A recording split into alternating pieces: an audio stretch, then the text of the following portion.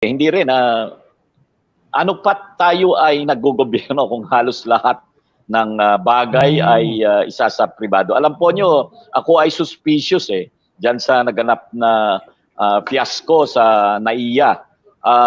Tila merong mga interested parties diyan na pinasasablay yung operasyon, no, na ang mayorya naman diyan ay na mga patakaran at mga sistemang umiral sa panahon pa ni Duterte. Sa mga tweet, hindi ko maitatago ang aking suspicion na palabasing sablay ang operasyon ng NAIA ngayon upang magkaroon ng lisensya, magkaroon ng matibay na katwiran na at ipakita sa mamamayan at sa daigdig na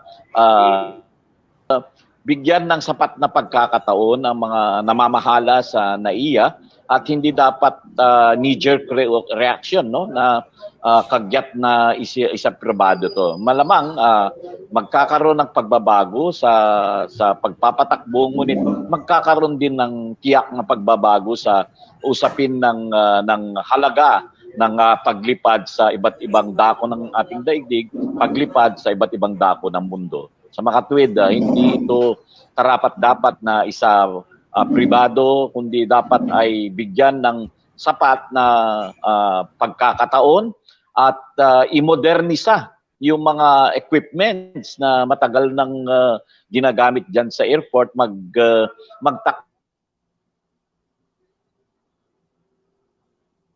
naglag ulit sa ating budget upang mapatakbo ng higit na maayos ang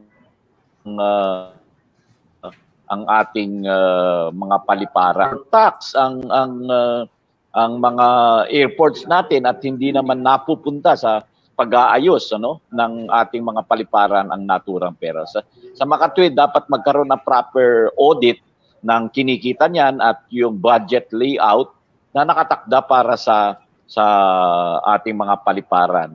Kung ito ay ginastos o di kaya dinivert, no, sa ibang bagay na dapat ay nasa paglalaan sa ating impapawid, dapat lang kasuhan ang mga gumawa nito sapagkat bahagi ito ng pagsablay na operasyon kapag yung takdang pondo para sa naturang programa ng pag-aayos ng mga sistema, pag-aayos ng mga equipments ay ginugol sa ibang mga gastusin. Sa makatwid, merong accountability, merong pananagutan yung mga taong nag-divert sa pondo. Ganun din sa naganap na fiasco sa NAIA, mahalaga yung merong managot, no? May accountability. Ika nga kung if heads have to roll, mahalaga na dapat ay meron talagang mag-resign, alisin sa pwesto kung naging inefficient at pabaya